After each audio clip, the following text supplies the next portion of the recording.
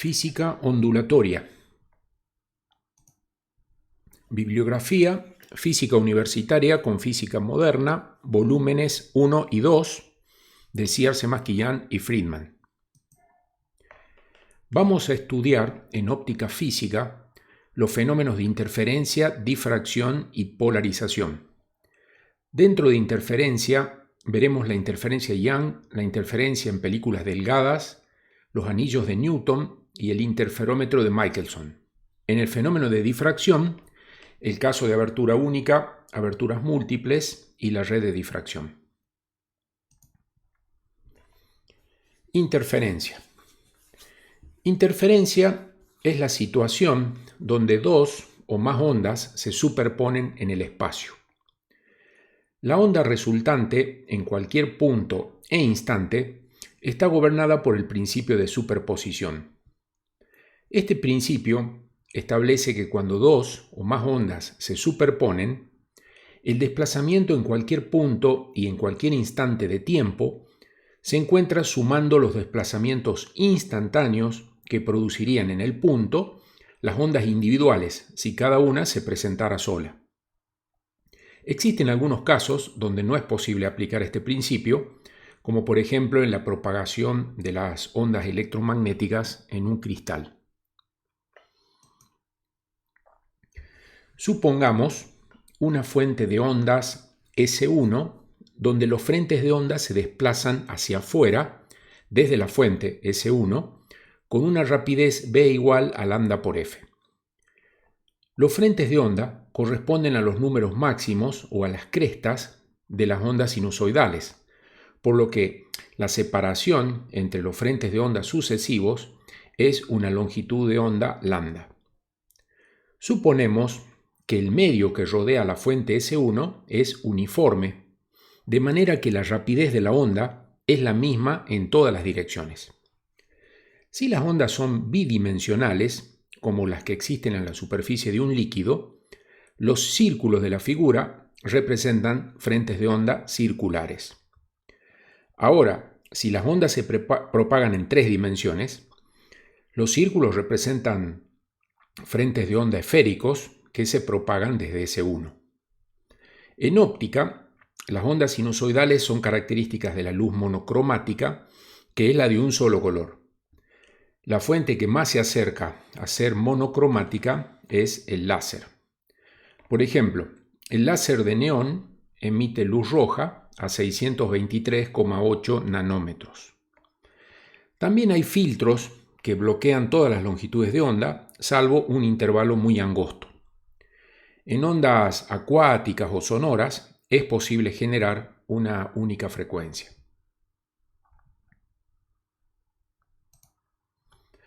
Veamos los tipos de interferencia. Supongamos dos fuentes idénticas de ondas monocromáticas, S1 y S2, que producen ondas de la misma amplitud y longitud de onda, equidistantes al origen de coordenadas XY. Las dos fuentes están en fase, se dice que vibran al unísono.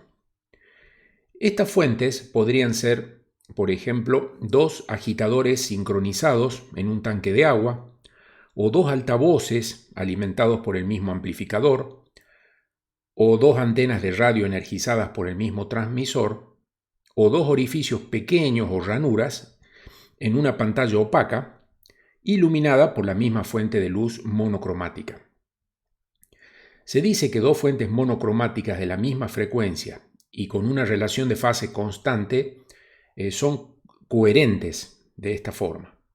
Entonces, se llaman ondas coherentes y en el caso de las ondas luminosas, luz coherente, para indicar a las ondas emitidas por dos fuentes de este tipo.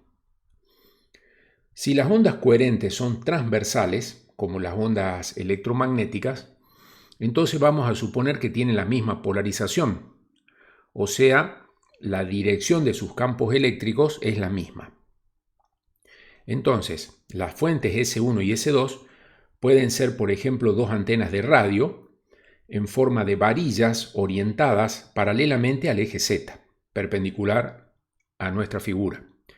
Entonces, en cualquier punto del plano XY, Las ondas producidas por las antenas tienen campos eléctricos con una sola componente Z.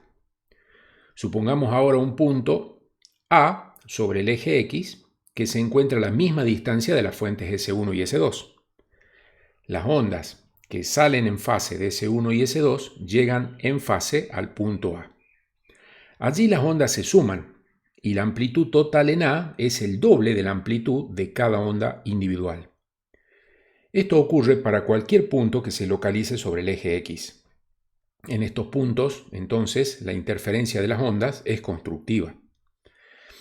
Veremos que en el punto B también la interferencia es constructiva, en tanto que en el punto C la interferencia es destructiva.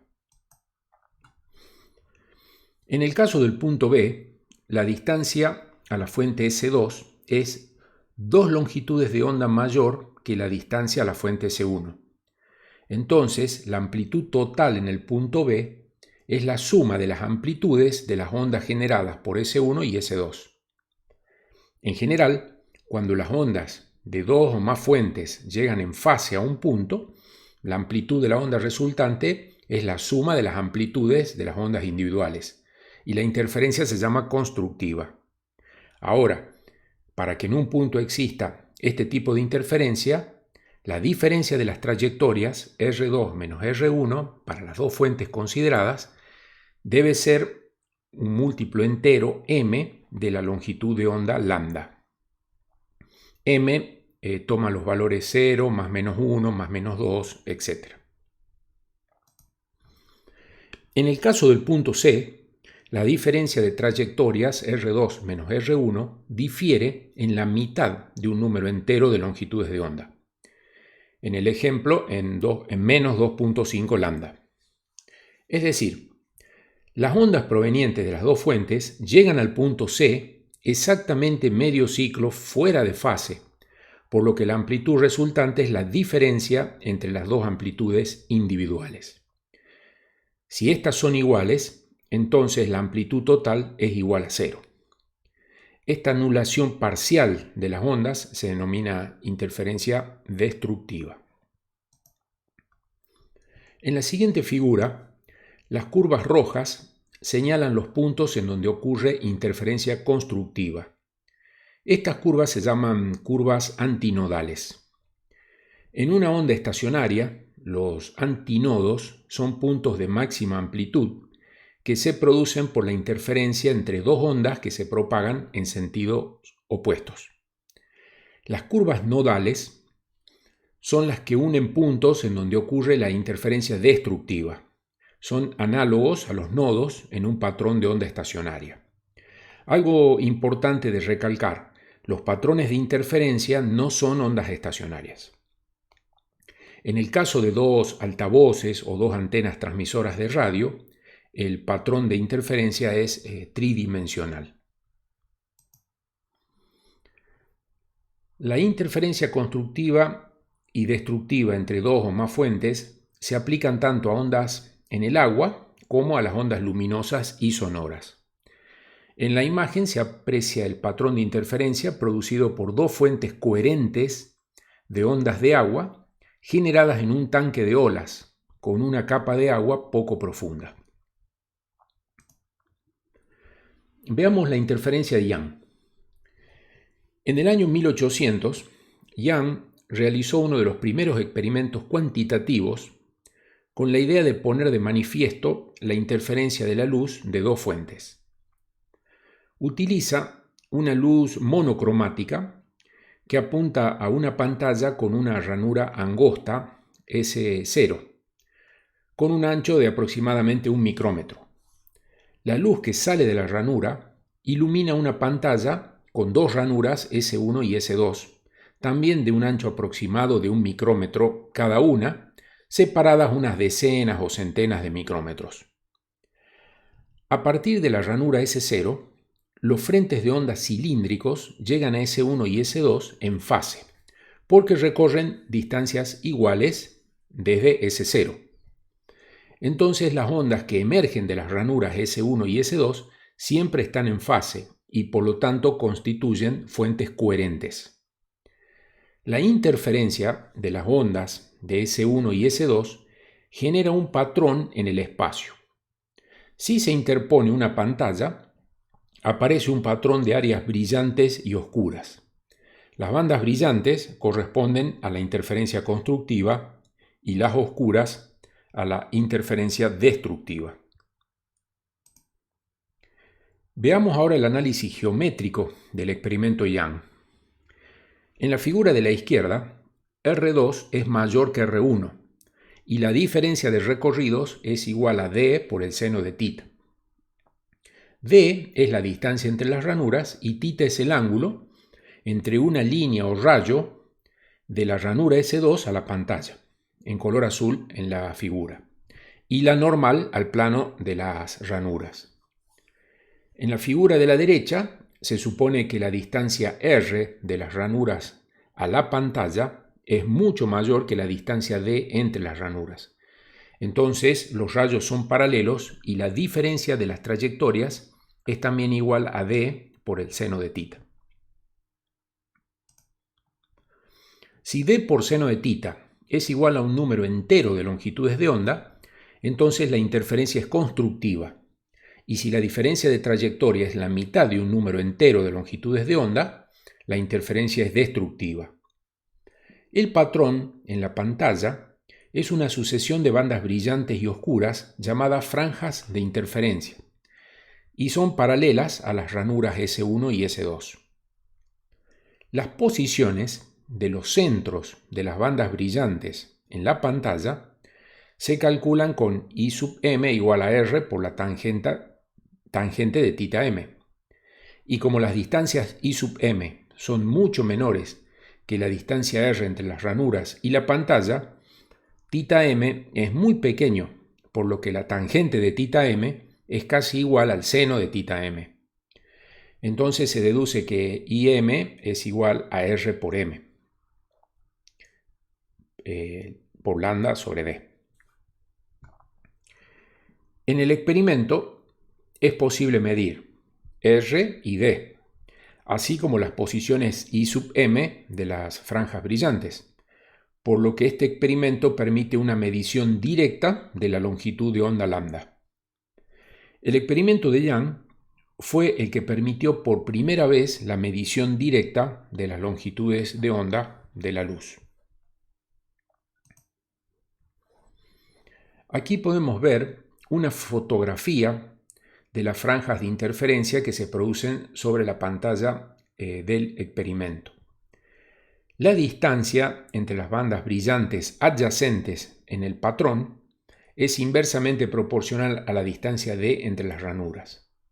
O sea, cuanto más cerca estén las ranuras, más disperso será el patrón de interferencia. El experimento de Young fue realizado con luz visible, aunque los resultados son válidos para cualquier tipo de onda.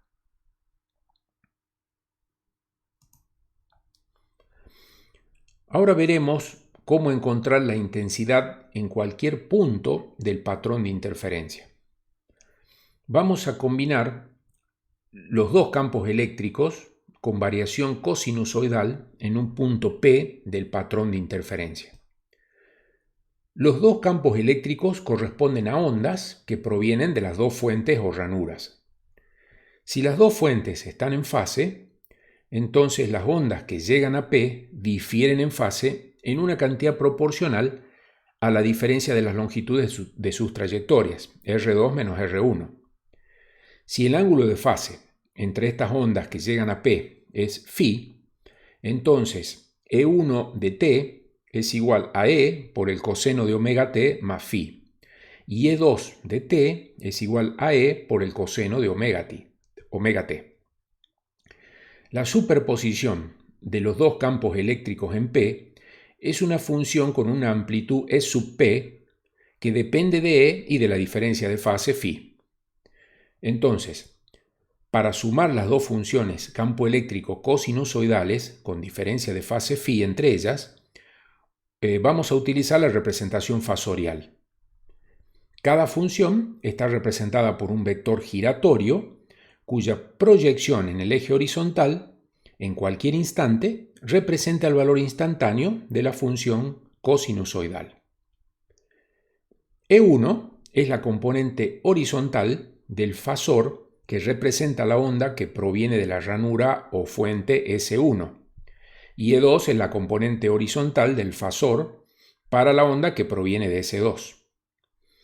Ambos fasores tienen la misma amplitud E, pero E1 está adelantado un ángulo φ con respecto a E2. Los dos fasores giran en sentido antihorario, con rapidez angular omega constante, y la suma de las proyecciones en el eje horizontal en cualquier momento da el valor instantáneo del campo eléctrico total en el punto P. La amplitud EP de la onda resultante en el punto P es la suma vectorial de los dos fasores. Aplicamos el teorema del coseno para encontrar el valor de EP y teniendo en cuenta que el coseno de pi menos phi es igual a menos el coseno de phi, resulta que E sub p al cuadrado es igual a 2 por E al cuadrado factor de 1 más coseno de phi.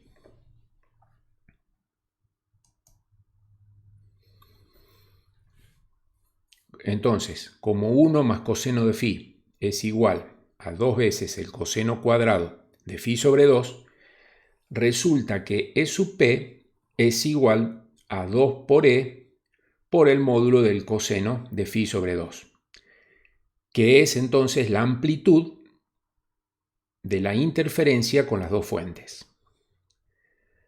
Cuando las ondas están en fase, phi vale 0 y E sub p es igual a 2E. Cuando están desfasadas en medio ciclo, o sea, phi igual a pi radianes, o sea, 180 grados, el coseno de phi sobre 2 es 0 y E sub p es igual a 0. Entonces, la superposición de dos ondas sinusoidales con la misma frecuencia y amplitud, pero con una diferencia de fase, produce una onda sinusoidal con la misma frecuencia y amplitud entre 0 y el doble de las amplitudes individuales de acuerdo con la diferencia de fase.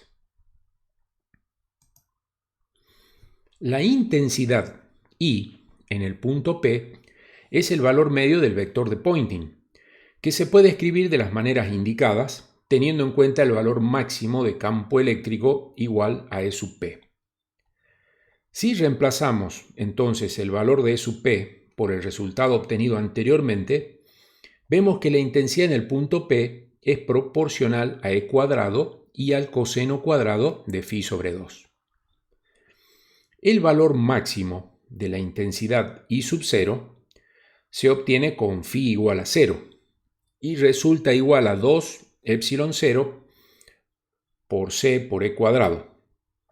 O sea, I0 resulta el cuádruple de la intensidad desde cada fuente individual. Entonces, la intensidad en el punto P es igual a I sub 0 por el coseno cuadrado de phi sobre 2. Veamos ahora la diferencia de fase y de trayectoria. La fase phi es proporcional a la diferencia de la longitud de la trayectoria desde las dos fuentes al punto P. Cuando la diferencia de trayectoria es de una longitud de onda, la diferencia de fase es de un ciclo, y phi es igual a 2pi radianes, o sea, 360 grados. Entonces, el cociente entre la diferencia de fase phi con respecto a 2pi es igual al cociente entre la diferencia de trayectorias R2 menos R1 con respecto a lambda. Entonces, la diferencia de trayectorias R2 menos R1 produce una diferencia de fase phi igual a K por R2 menos R1, donde K es igual a 2pi sobre lambda y se llama número de onda. Si el medio material en el espacio entre las fuentes y el punto P es diferente del vacío, entonces se debe tener en cuenta el índice de refracción n del material y la longitud de onda es igual a la longitud de onda en vacío dividido n. También K igual a n por K sub 0. Si el punto P está lejos de las fuentes S1 y S2 con respecto a su separación D, Entonces R2 menos R1 es igual a D por el seno de tita y phi es igual a K por R2 menos R1 igual a K por D por el seno de tita, que es igual a 2pi por D por el seno de tita sobre lambda. Podemos deducir que las direcciones de máxima intensidad se producen cuando el coseno tiene los valores más menos 1, es decir, cuando pi por d seno de tita sobre lambda es igual a m veces pi, con m igual a 0 o más menos 1, más menos 2, etc. O lo que es lo mismo, d por seno de tita igual a m por lambda. Las posiciones en la pantalla se indican con la coordenada i, donde i es mucho menor que r. En este caso, seno de tita es aproximadamente igual a i sobre r, por lo que resulta i igual a i0 por el coseno cuadrado de pi por d y por i dividido todo lambda por r. Podemos ver el gráfico de la ecuación i en función de distintas variables. Todos los máximos tienen el mismo valor, aunque en la fotografía que vimos anteriormente los máximos se desvanecen conforme se alejan del centro. Este fenómeno de desvanecimiento es debido a que los valores máximos del patrón de interferencia están modulados por el patrón de difracción de cada ranura. Y a este fenómeno lo vamos a estudiar posteriormente. Veamos ahora la interferencia en películas delgadas. Seguramente vimos cuando la luz se refleja sobre una capa delgada de aceite que flota en agua o en una burbuja de jabón. Esas bandas brillantes de colores son resultados de la interferencia de las ondas. Las ondas luminosas se reflejan en las superficies anterior y posterior de esa fina película y se produce así interferencia entre las dos ondas reflejadas que recorrieron distintas longitudes de trayectorias. Así, la luz que ilumina la superficie superior de una película delgada de espesor T se refleja en forma parcial en esa superficie según la trayectoria ABC de la figura. La luz transmitida a través de la superficie superior se refleja parcialmente en la superficie inferior según la trayectoria ABDEF. Entonces, las dos ondas reflejadas llegan a la vez al punto P, a la retina del ojo. En función de la relación de fase, interferirán en forma constructiva o destructiva los diferentes colores, observándose anillos o franjas de colores como se aprecian en la imagen del aceite que flota en agua. Entonces, dos ondas causan un patrón de interferencia estable al atravesar una película delgada si las ondas son coherentes, o sea, si la relación de sus fases es definida y constante. Veamos el caso de una luz monocromática que se refleja en dos superficies casi paralelas con incidencia casi normal. Vemos en la figura dos placas de vidrio separadas por una cuña o una fina película de aire de espesor T en cada punto. La diferencia de trayectorias entre las dos ondas es exactamente el doble del espesor T de la cuña de aire en cada punto. No se incluyen en la figura las reflexiones en la superficie superior de la placa de arriba ni en la superficie inferior de la placa de abajo, solo para no complicar el análisis. En los puntos en que 2 por T es un número entero de longitudes de onda, se espera una interferencia constructiva y por lo tanto una zona brillante. Y en los puntos donde hay un valor equivalente a la mitad de un número entero de longitudes de onda, se espera una interferencia destructiva y por lo tanto una zona oscura. A lo largo de la línea donde las placas están en contacto no hay diferencia de trayectoria y allí también se espera una interferencia constructiva. En realidad, al efectuar este experimento, se observan bandas brillantes y oscuras, pero intercambiadas a los valores esperados recientemente indicados. Esto indica que las ondas reflejadas han sufrido un cambio de fase de medio ciclo durante la reflexión. Las ecuaciones de Maxwell y la naturaleza electromagnética de la luz pueden predecir este cambio de fase. Solo vamos a ver el resultado. Entonces, cuando una onda con valor máximo de campo eléctrico E sub I viaja en un medio con índice de refracción n sub A, la onda que incide en dirección normal en la interfaz con otro material de índice de refracción n sub B, el valor del campo eléctrico reflejado E sub R es proporcional a E sub I y es igual a NA menos NB por E sub I dividido N sub A más N sub B. Los valores máximos de los campos eléctricos incidente y reflejado tienen el mismo signo cuando N sub A es mayor que N sub B. En este caso, no se produce desplazamiento de fase y la luz viaja más lento en el material A con respecto al material B. En el caso que N sub A sea menor que N sub B, los signos de los campos eléctricos incidente y reflejado son opuestos y se produce un desplazamiento de fase de 180 grados. La luz viaja más rápido en el material A con respecto al material B. Si N sub A es igual a N sub B, la amplitud del campo eléctrico reflejado es 0. La onda incidente no se refleja. En el caso de la onda reflejada por la superficie superior de la cuña de aire, N sub A, que es vidrio, es mayor que N sub B, que es aire. Entonces, la onda reflejada tiene un desplazamiento de fase igual a 0. E sub R y E sub I tienen el mismo signo y la luz viaja más lento en A que en B. En el caso de la onda reflejada por la superficie inferior de la cuña de aire, N sub A es aire y es menor a N sub B, que es vidrio, la onda reflejada tiene un desplazamiento de fase igual a 180 grados. ER y EI tienen distinto signo y la luz viaja más rápido en A que en B. Las ondas reflejadas en la línea de contacto no tienen diferencia de trayectoria que produzca desplazamientos de fase adicionales y por lo tanto interfieren destructivamente.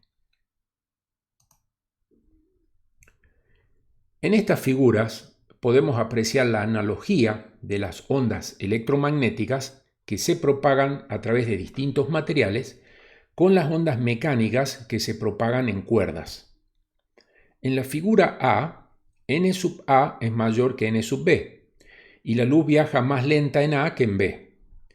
Esto es análogo a la reflexión de una onda mecánica transversal en una cuerda pesada en un punto en que está atada a otra cuerda más liviana que se puede mover en forma vertical sin fricción.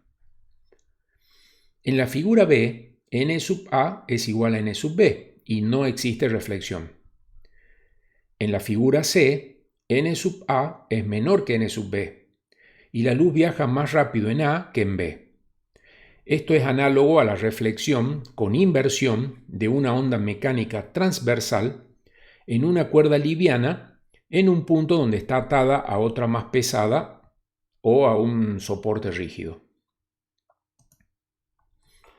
Todo este análisis se resume matemáticamente considerando entonces una película de espesor T y la incidencia normal de la luz con longitud de onda lambda en la película, teniendo en cuenta si ninguna o si ambas ondas reflejadas en las dos superficies tienen un desplazamiento de fase de medio ciclo por reflexión. Las ecuaciones son las indicadas en la presentación.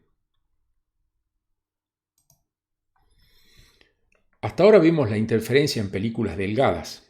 Las ondas forman un patrón de interferencia estable, ya que son coherentes con una relación de fase definida y constante.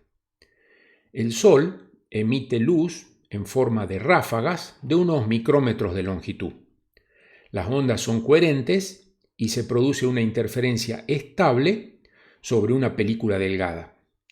Ahora, si la película es demasiado gruesa, Las dos ondas reflejadas pertenecerán a ráfagas diferentes, donde ya no hay una relación de fase definida, por lo que las dos ondas son incoherentes y ahora no se produce un patrón de interferencia fijo. Esto explica por qué vemos los colores de interferencia en la luz reflejada en la superficie de una película de aceite con espesor de algunos micrómetros y no esos colores en la luz reflejada sobre una ventana de vidrio de varios milímetros de espesor. Veamos una aplicación de la interferencia en películas delgadas. Se realizan recubrimientos no reflectantes en la superficie de las lentes a través del depósito de una capa delgada de material transparente con índice de refracción menor que el del vidrio, como se ve en la figura. La luz se refleja en ambas superficies de la capa. Si el espesor de la película es la cuarta parte de la longitud de onda en la película, suponiendo incidencia normal, la diferencia total de las trayectorias es de media longitud de onda.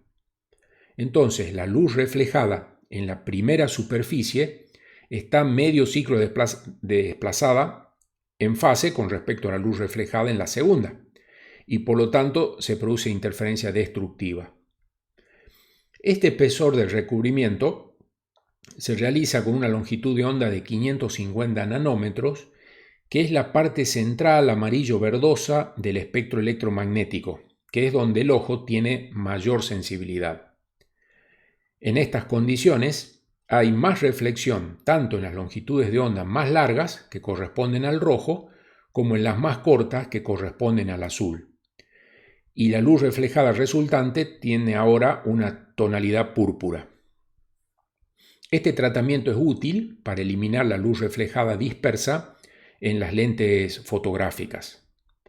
También se utiliza este método para minimizar la reflexión en las celdas solares fotovoltaicas, mediante el empleo de una capa superficial delgada de monóxido de silicio de menor índice de refracción que la celda, de manera de aprovechar más la cantidad de luz que reciben las celdas solares.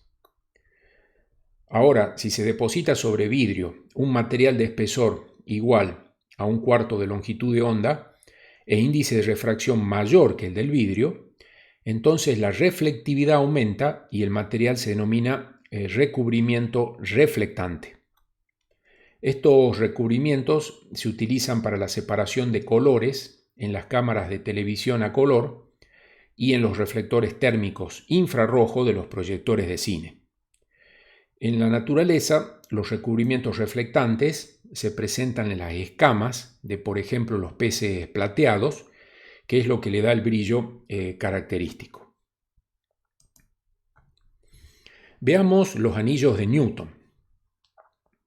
En la figura se observa una lente convexa en contacto con un vidrio plano. Entre las dos superficies se forma una película delgada de aire. Cuando se observa el conjunto con luz monocromática, se aprecian franjas de interferencia circulares que se llaman anillos de Newton, quien fue el que se encargó de estudiarlas. Una aplicación de los anillos de Newton es para la comparación de las superficies de dos partes ópticas en contacto. En la figura se observa una fotografía realizada durante el proceso detallado de la lente para el objetivo de un telescopio. El disco grueso inferior es la matriz de forma correcta y el disco superior la lente bajo prueba. Las curvas de nivel son anillos de interferencia de Newton. Cada uno indica una distancia adicional de media longitud de onda entre la lente y la matriz. En el ejemplo, a 10 líneas del punto central, la distancia entre dos superficies es de 5 longitudes de onda, lo que da un resultado no muy bueno. En general, las lentes de alta calidad se pulen con una precisión de menos de una longitud de onda. Así, por ejemplo, la superficie del espejo primario del telescopio espacial Hubble se pulió con una precisión de menos de 1/50 de longitud de onda. Veamos ahora el interferómetro de Michelson. A fines del siglo XIX, este dispositivo ayudó a probar algún aspecto clave de la posterior teoría de la relatividad. Su propósito original era detectar el movimiento de la Tierra con respecto a un hipotético éter. Se demostró que la Tierra, a pesar de su movimiento alrededor del Sol, parecía estar en reposo en relación a esa sustancia. Esto fue muy desconcertante en la época. Luego, en 1905, Einstein postuló que la rapidez de una onda luminosa en el vacío tenía la misma magnitud c en relación a todos los marcos de referencia inerciales, sin importar cuál fuera su velocidad relativa de uno con respecto a otro. Entonces el supuesto éter no desempeñaba ningún papel y el concepto fue abandonado. En épocas modernas, el interferómetro se utilizó para hacer mediciones precisas de longitudes de onda y de distancias muy pequeñas, como por ejemplo los cambios en el espesor de un axón cuando un impulso nervioso se propaga a lo largo de él. En la figura podemos apreciar un esquema con los componentes principales del interferómetro. Un rayo de luz procedente de una fuente monocromática A incide en el divisor de haz C, que consiste en una placa de vidrio con un fino recubrimiento de plata en su lado derecho. Parte de la luz del rayo 1 pasa a través de la superficie plateada y por la placa compensadora D y se refleja en el espejo M1. Después regresa a través de D y se refleja en la superficie plateada de C hacia el observador. El resto de la luz del rayo 2 se refleja en la superficie plateada en el punto P hacia el espejo M2 y de regreso a través de C hacia el ojo del observador. El objetivo de la placa compensadora D es asegurar que los rayos 1 y 2 pasen a través del mismo espesor de vidrio.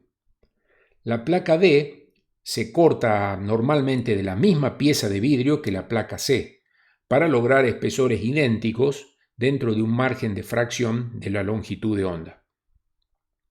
Todo el interferómetro se encuentra montado sobre una estructura muy rígida y la posición del espejo M2 se ajusta con un tornillo micrométrico muy exacto.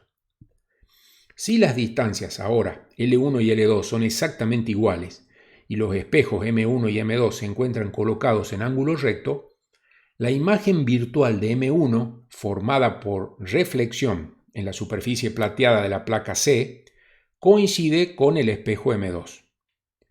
Si las distancias L1 y L2 no son exactamente iguales, la imagen de M1 presentará un leve desplazamiento con respecto a M2, y si los ángulos no son exactamente perpendiculares, la imagen de M1 forma un ángulo pequeño con M2.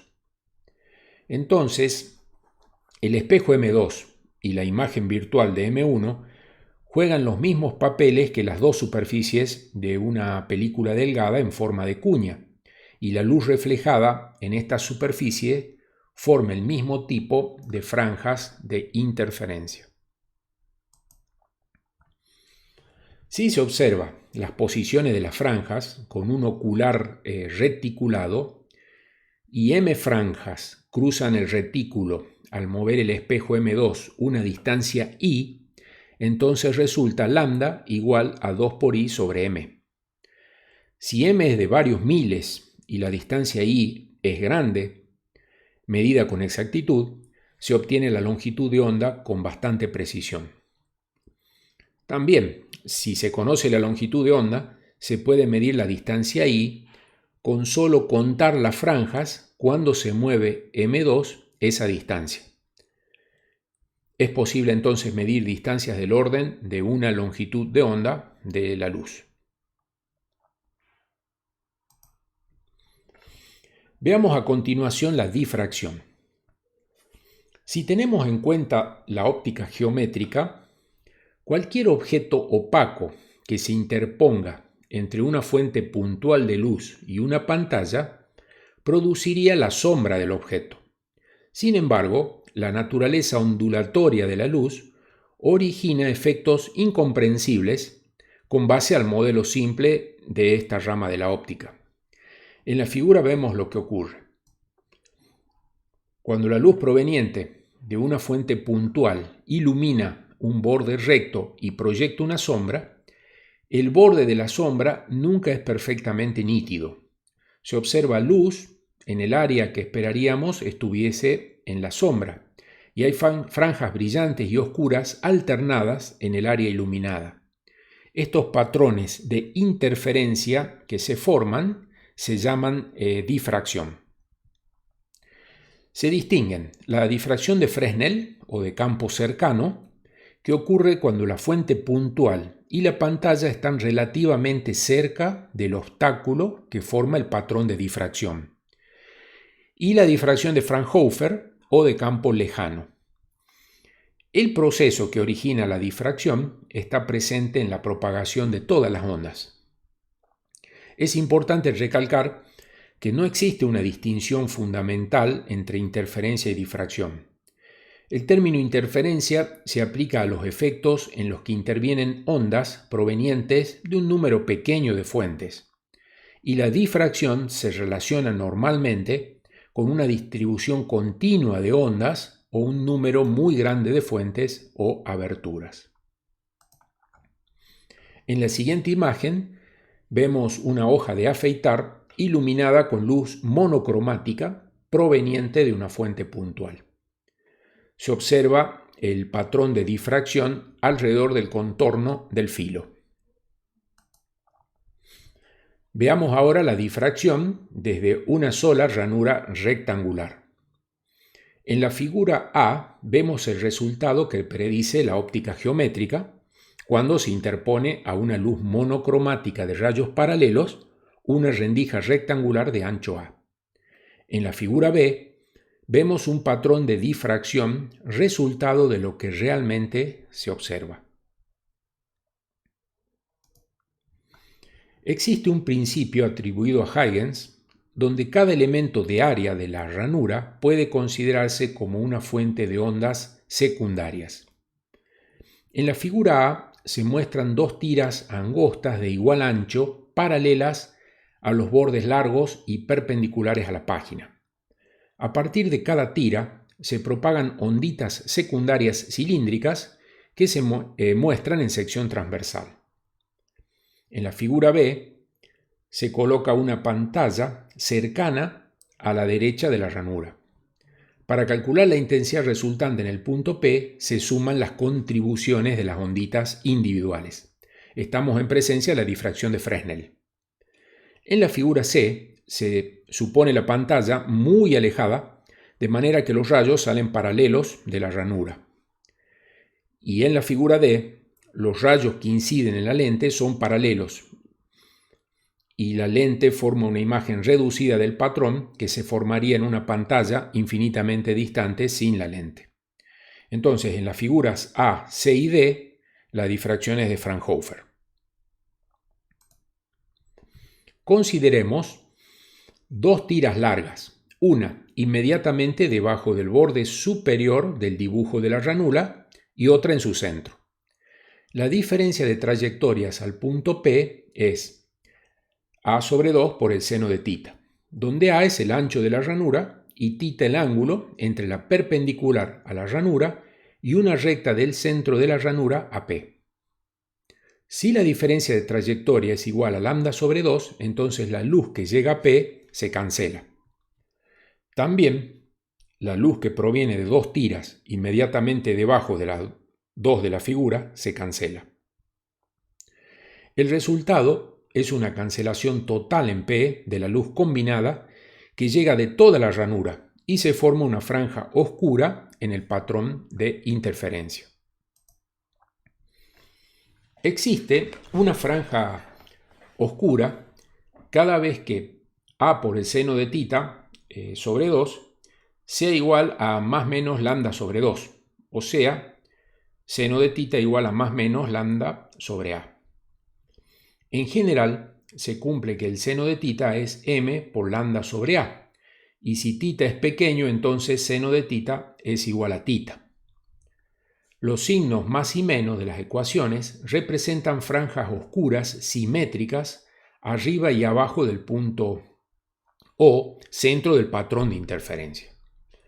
Ahora, si la distancia de la ranura a la pantalla es x, la distancia vertical de la mésima banda oscura al centro del patrón es im igual a xm lambda sobre a, en la figura vamos a ver la fotografía del patrón de difracción de Fraunhofer de una sola ranura horizontal.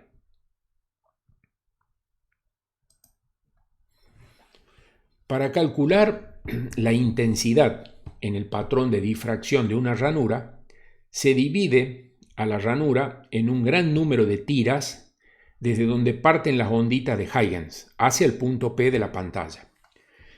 Se representa por medio de un fasor el campo eléctrico, que es sinusoidalmente variable y que corresponde a cada tira individual. La magnitud de la suma vectorial de los fasores en cada punto P es la amplitud E sub P del campo total eléctrico en ese punto. La intensidad en P es proporcional a E sub P al cuadrado. Ahora imaginemos que dividimos la ranura en tiras cada vez más angostas. En el límite, la curva que describe a los fasores se convierte en un arco de círculo. Beta representa la diferencia de fase total entre los fasores primero y último. La longitud del arco es E sub 0. El centro de este arco se obtiene construyendo perpendiculares a A y a B. El radio del arco resulta E sub 0 sobre beta, con beta en radianes, y la amplitud E sub P del campo eléctrico resultante en el punto P es igual a la cuerda AB, que es 2 veces E sub 0 por el seno de beta sobre 2, todo dividido beta. La intensidad, entonces, en cada punto de la pantalla es proporcional al cuadrado de la amplitud. Se puede expresar la diferencia de fase beta como 2pi por A por seno de θ, todo dividido lambda, con lo que se puede expresar la intensidad en función de θ. En el gráfico de la función intensidad en función de m, se observa que la intensidad central es mucho más grande que cualquiera de los otros.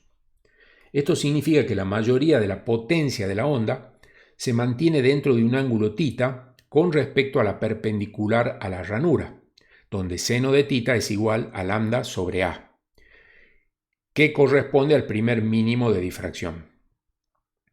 Las intensidades máximas disminuyen rápidamente conforme aumenta la distancia al centro del patrón. En la imagen se aprecia una fotografía de ondas acuáticas que sufren difracción desde una sola ranura. La ecuación de las intensidades permite calcular las posiciones de estos máximos. Es de esperar que los máximos se presentaran donde la función seno alcanza los valores más menos 1, o sea donde beta es igual a más menos 2m más 1 por pi. Esto es aproximadamente correcto, pero debido al factor beta sobre 2 al cuadrado, no es así. Cuando se buscan los valores máximos y mínimos de la función intensidad, se llega a una ecuación trascendental que se resuelve por métodos numéricos. Se encuentra que no hay ningún máximo cerca de beta igual a más menos pi. Para hallar entonces la intensidad de los máximos laterales, I sub m, se sustituyen los valores de beta de la ecuación aproximada en la ecuación de intensidad. I sub m es la intensidad del máximo lateral emésimo e I sub 0 es la intensidad del máximo central. La ecuación de I sub m proporciona la serie de intensidades que se aprecia. Se observa que la intensidad de los máximos laterales disminuye con gran rapidez. Veamos cómo afecta el ancho de la ranura al patrón de difracción. Normalmente, la longitud de onda suele ser mucho menor que el ancho de la ranura y se puede igualar seno de tita con tita. Con esta aproximación, la posición del primer mínimo, tita 1, al lado del máximo central, corresponde a beta sobre 2 igual a pi, y es tita 1 igual a lambda sobre a. En general, el patrón de difracción de una sola ranura depende de la razón del ancho de la ranura A con la longitud de onda lambda. En la figura A, el ancho de la ranura es igual a la longitud de onda, y en general, cuando el ancho de la ranura es menor o igual que la longitud de onda, solo se forma un máximo extenso. A medida que aumenta el ancho de la ranura, más estrecho y afilado será el pico central, como se observa en las figuras B y C. La difracción explica por qué podemos oír a la vuelta de las esquinas y no podemos ver en esa dirección. Las ondas sonoras tienen longitudes de onda relativamente largas, en tanto que la longitud de la onda de la luz visible es muy corta. Veamos el caso de ranuras múltiples. Supongamos nuevamente dos ranuras de ancho finito A. La intensidad I y los ángulos φ y beta se calculan con las expresiones matemáticas indicadas. En la figura A se observa el patrón de interferencia de doble ranura cuya separación D es igual a 4 veces A. En la figura B se observa el patrón de difracción de una sola ranura de ancho A.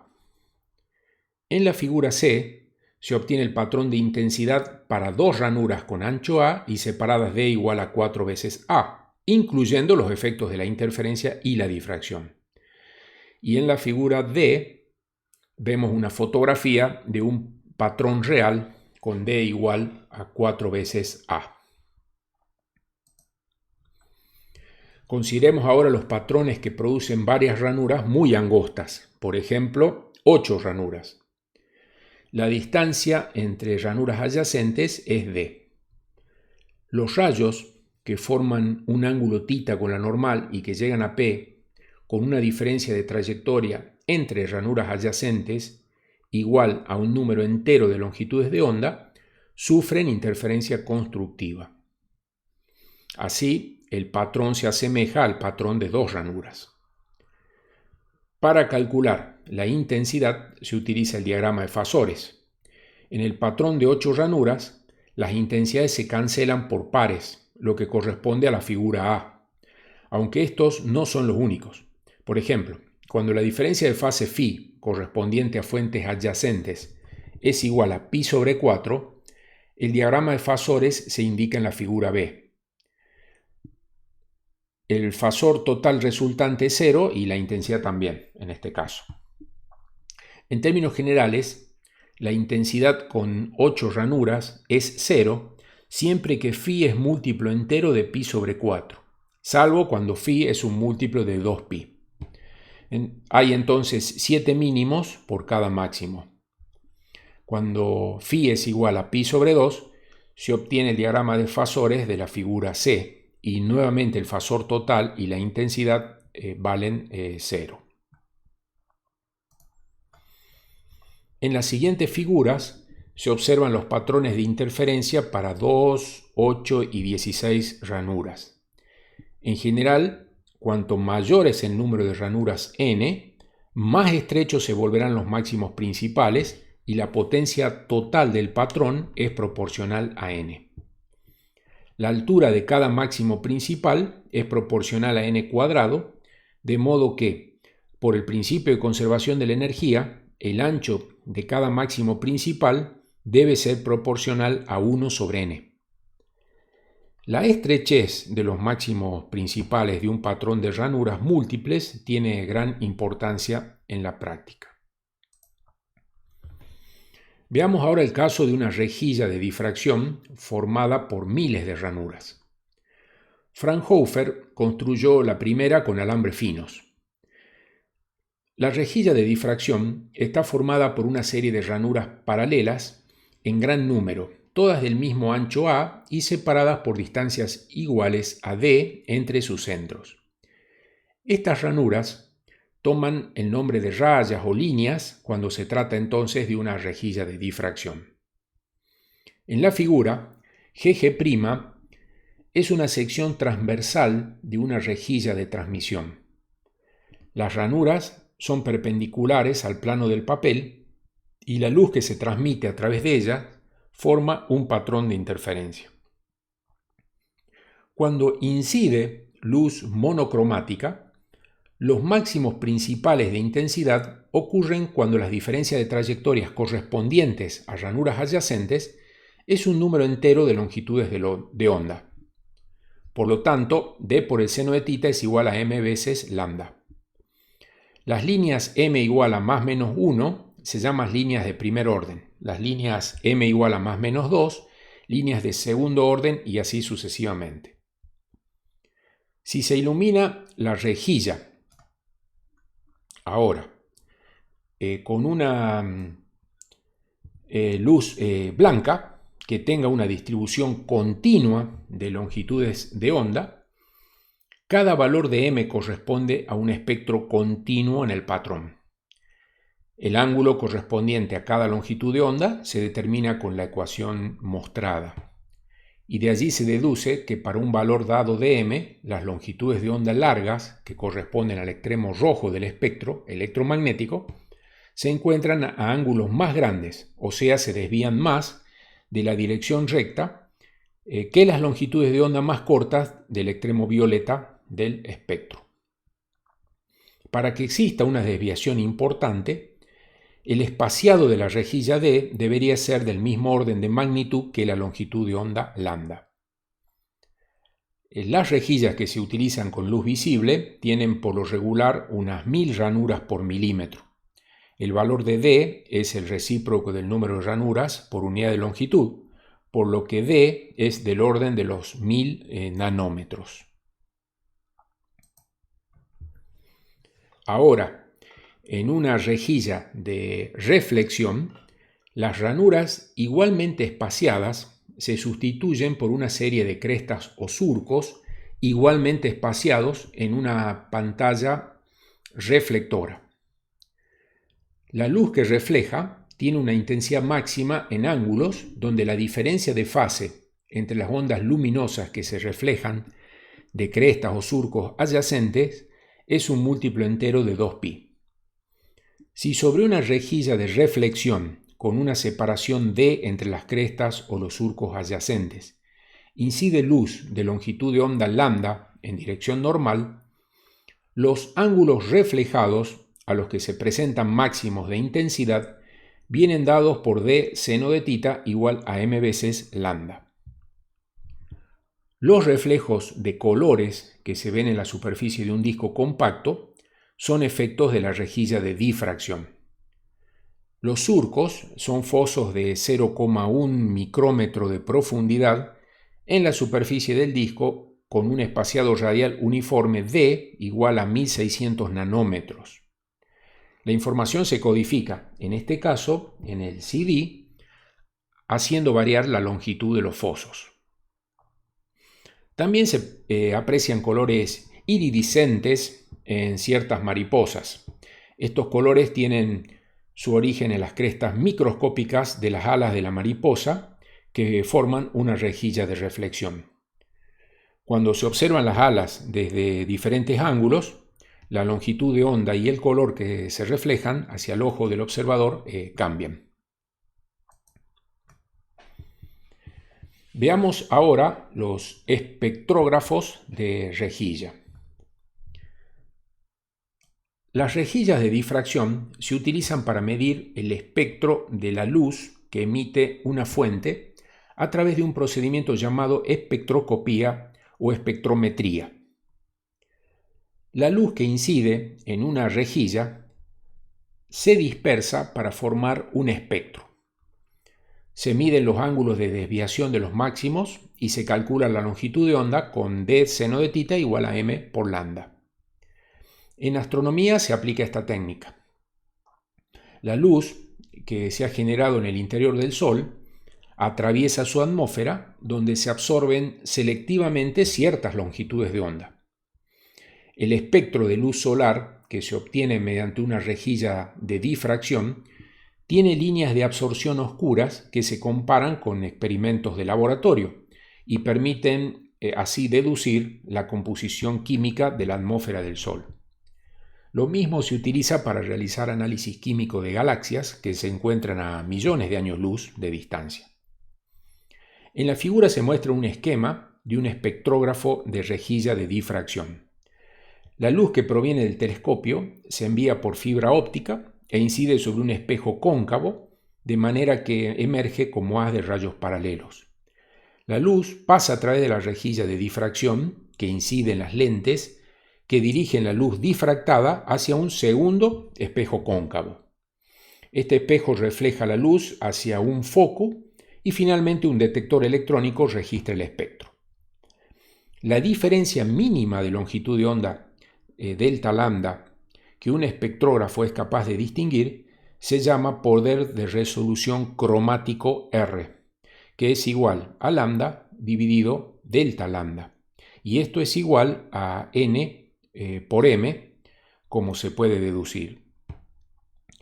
Finalmente, cuanto mayor es el número de ranuras n, mejor será la resolución.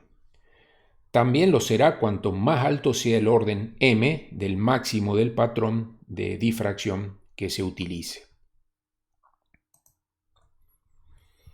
Polarización. La polarización es una característica de todas las ondas transversales. Está caracterizada por la dirección del vector campo eléctrico en una onda electromagnética. Por ejemplo, la onda electromagnética representada por las funciones vectoriales siguientes está polarizada en la dirección Y. En el caso de una cuerda que esté en equilibrio a lo largo del eje X, los desplazamientos pueden ocurrir a lo largo de la dirección Y, como en la figura A, y en este caso la cuerda siempre queda en el plano XY. Pero los desplazamientos pueden ser a lo largo del eje Z, como en la figura B, y ahora la cuerda se encuentra en el plano XZ. Cuando una onda solo tiene desplazamientos en Y, se dice que está linealmente polarizada en la dirección Y. Lo mismo ocurre con los desplazamientos en Z, donde está polarizada en esa dirección. Para las ondas mecánicas es posible construir un filtro polarizador que permita que solo pasen ondas con cierta dirección de polarización. En la figura C, la cuerda puede deslizarse verticalmente en la ranura sin fricción y no es posible ningún movimiento horizontal.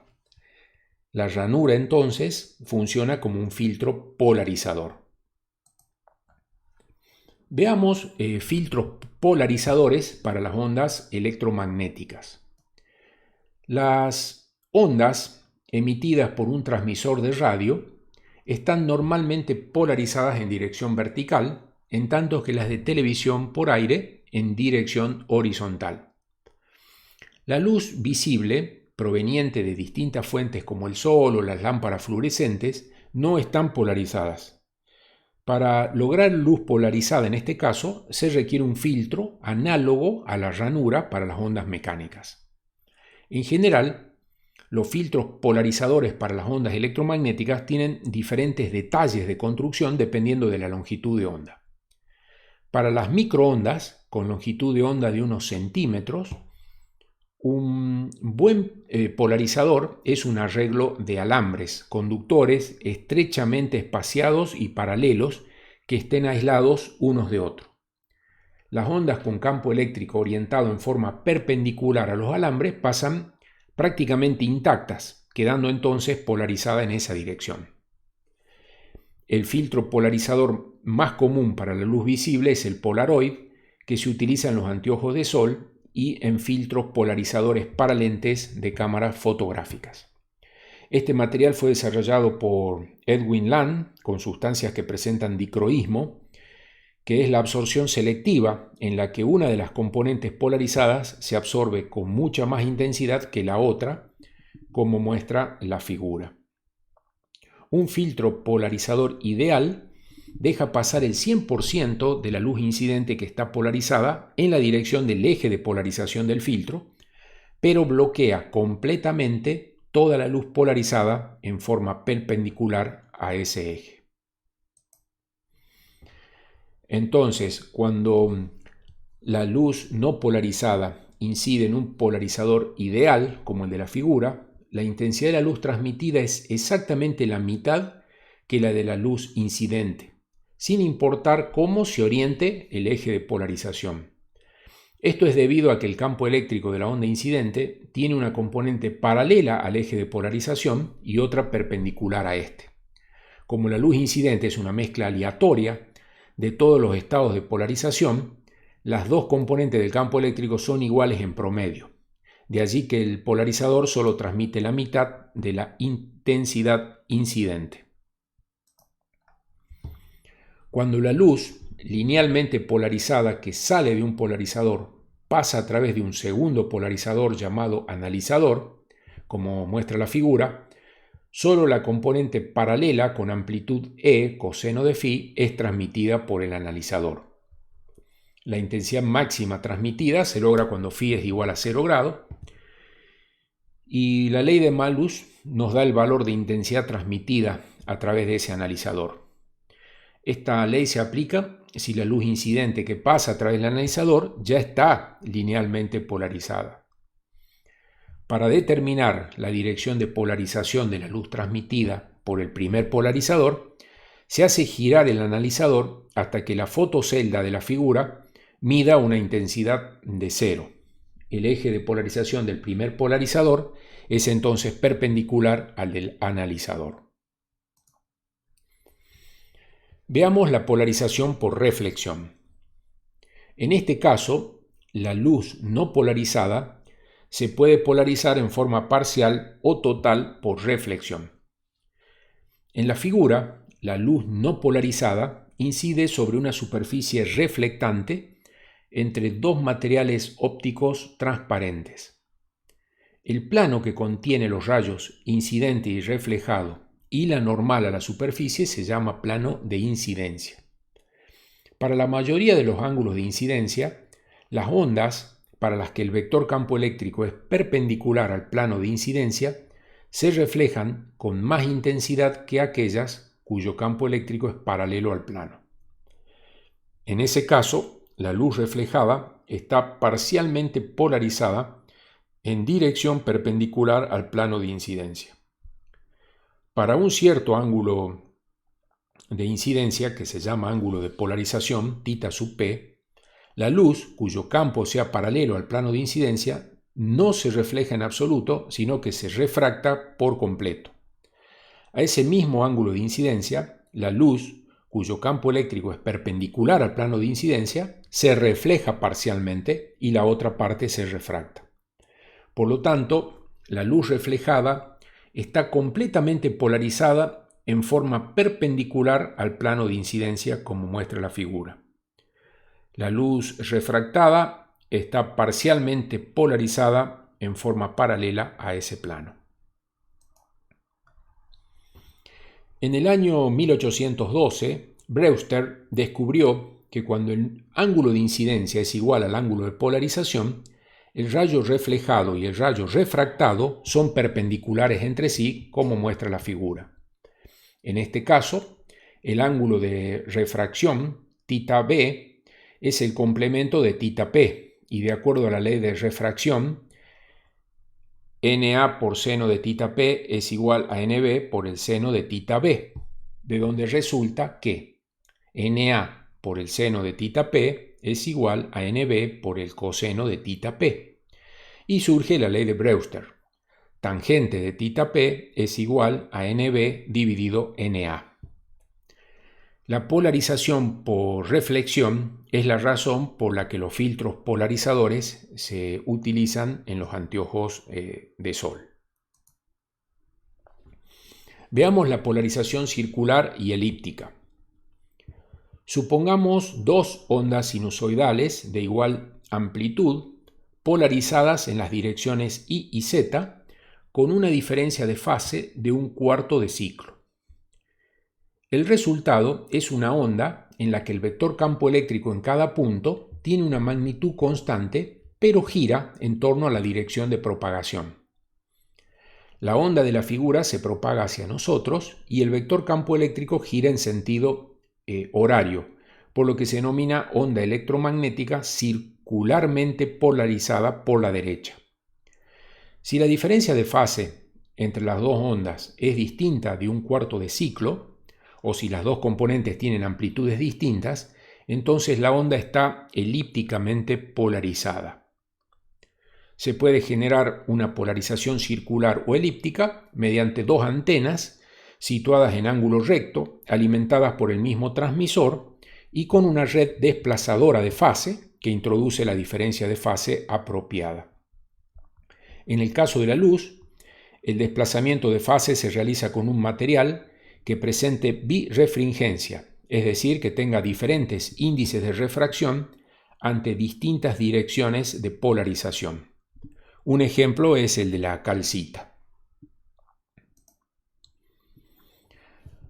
Algunos materiales ópticos que no tienen birefringencia adquieren esta propiedad cuando se someten a un esfuerzo mecánico.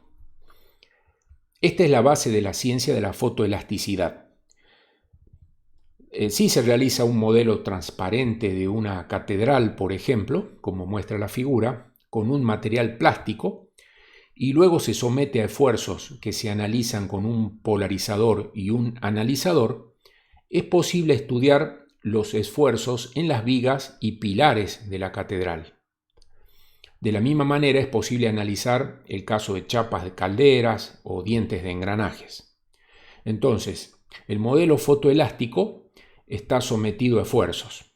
La luz polarizada que entra al modelo tiene una componente a lo largo de las dos direcciones del plástico birefringente. Como estas dos componentes viajan a través del plástico con diferente rapidez, la luz que sale por el otro lado del modelo puede tener una dirección distinta de polarización.